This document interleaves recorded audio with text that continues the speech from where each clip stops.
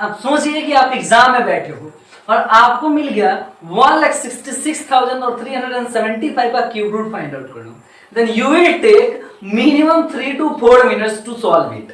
ठीक है, लेकिन आज के इस वीडियो को देख लेने के बाद आप बड़े से बड़े नंबर का cube root in just 3 to 5 second में फाइंड आउट कर सकते हो।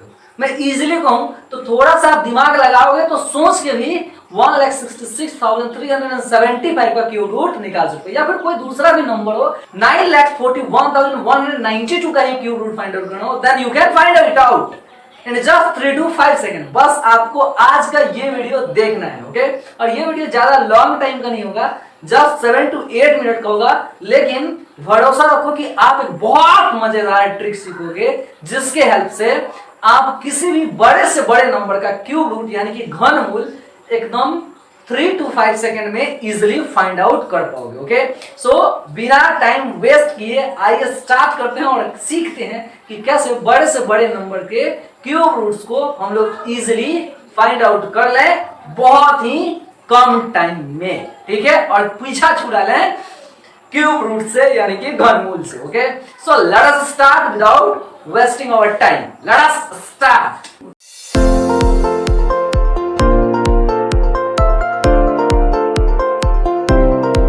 किसी भी टाइप के वर्क को करने के लिए आपको पहले कुछ तैयारियां करनी होती है, ठीक है।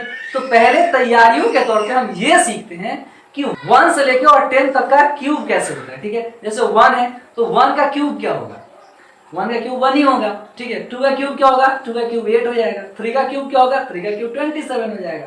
वैसे ही 4 का क्यूब क्या होगा, 64, और 5 का क्यूब क्या होगा, 125। 6 का क्यूब क्या होगा, 216। 7 का क्यूब क्या होगा, 343।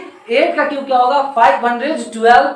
9 का क्यूब क्या होगा, 729, और 10 का क्यूब क्या है, 1000। बस इन सबको आपको याद रखना होगा, ठीक है, तभी जाके आप इसको सॉल्व कर सकते हो, ठीक है। मतलब आपने क्या सीखा यहाँ, 1 के क्यूब को फाइंड आउट करें तो 1 ही आएगा, ठीक है। 2 का अगर हम क्यूब निकालते हैं तो उसके लास्ट डिजिट में क्या आता है, 8 आता है, और 8 का अगर क्यूब हम निकालें तो उसके लास्ट डिजिट में क्या आता है, 2 आता है, ठीक है। इन चीजों को थोड़ी थोड़ी छोटी छोटी चीजें इन्हें याद रखना है।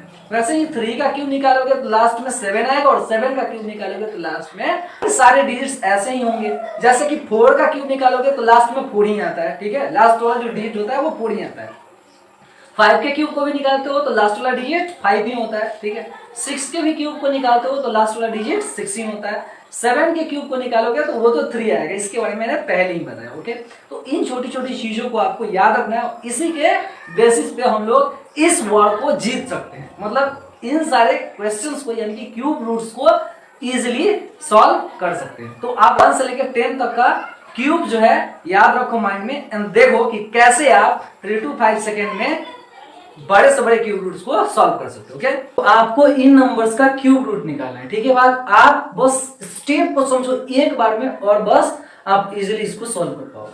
जैसे 9 है तो 9 कौन से नंबर के क्यूब में आता है ये आपको बस आइडेंटिफाई करना है। 9 कौन से नंबर के क्यूब में आता है, आपको अच्छे से पता है कि 9 जो है वो लास्ट में सिर्फ 9 के क्यूब में ही आएगा। जैसा कि 9 के क्यूब को करेंगे तब 729 होता है, सिंपल सा बात है। तो वही बात है कि लास्ट में डिजिट 9 कब आएगा, जबकि हम 9 का ही क्यूब करेंगे, तो यहाँ पे आप 9 ही लिख दो, ठीक है। बाकी आपको क्या करना है, इन 3 डिजिट्स को छोड़ देना है। तो जब इन 3 डिजिट्स को छोड़ दिया आपने, क्या बच गया, 6।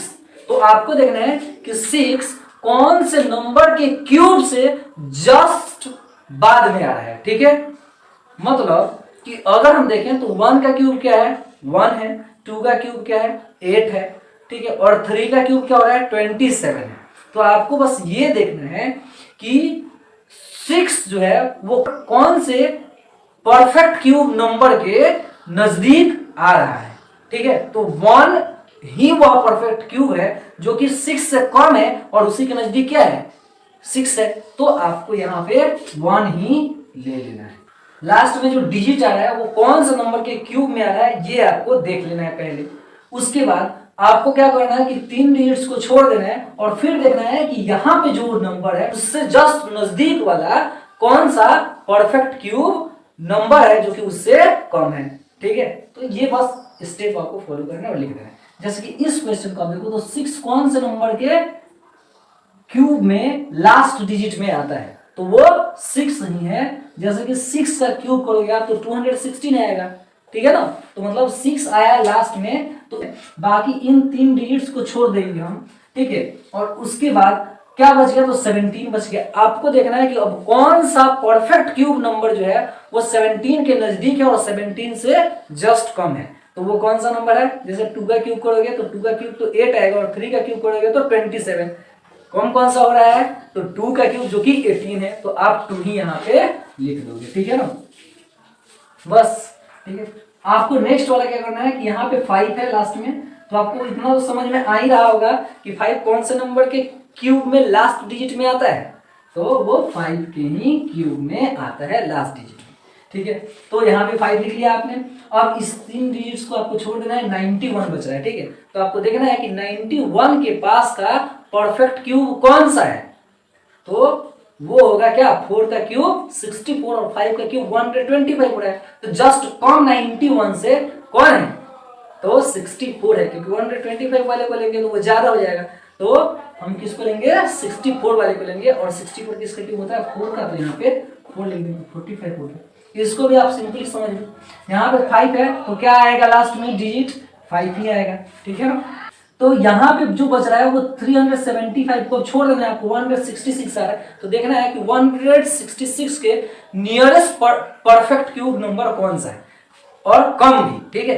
तो अगर आप 5 के क्यूब को निकालते हो तो 125 होता है, 6 के क्यूब को निकालते हो तो 216 होता है।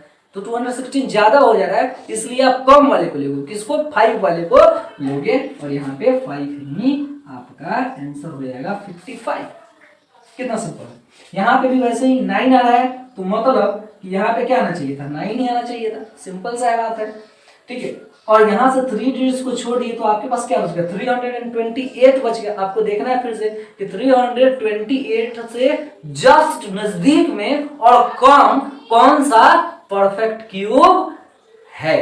तो आप ये समझ पाओ कि अगर हम 6 का क्यूब निकालेंगे तो 216 होगा, 7 के क्यूब को निकालेंगे तो 343 हो जाएगा, ठीक है। 328 से ज्यादा हो जाएगा, तो उसको हम लोग नहीं लेंगे 7 वाले क्यूब को, हमको क्या लेना पड़ेगा, 6 वाले को लेना पड़ेगा, है ना, क्योंकि 6 के क्यूब 216 है। तो यहाँ पे 6 को आपको लिख देना है, बस आपका आंसर हो गया।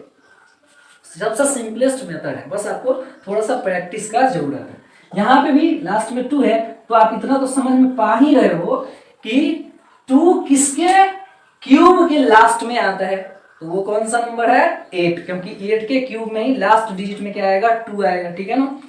तो यहाँ पे हमको जो नंबर लिखना है वो हो जाएगा 8, ठीक है, सिंपली है। और यहाँ से 3 डिजिट को छोड़ देना है तो 941 बच गया।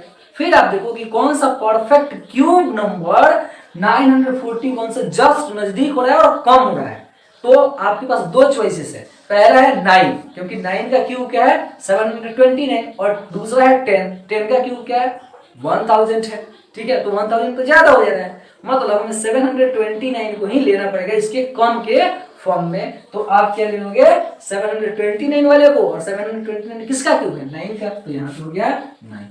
ये सबसे सिंपलेस्ट वे है, और इससे आप 3 to 5 सेकेंड में बिल्कुल आंसर को देख के भी फाइंड आउट कर सकते हो, ठीक है। जैसे कि इसको मैं मिटा देता हूँ और इसको देख के फाइंड आउट करने का कोशिश करता हूँ।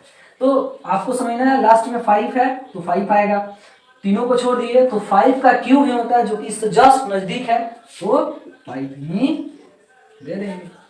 तो सिंपली आपको क्या करना है, बस इस पे थोड़ा सा प्रैक्टिस करना है, and you will get the answer in a very less time. Okay, so it was all for today.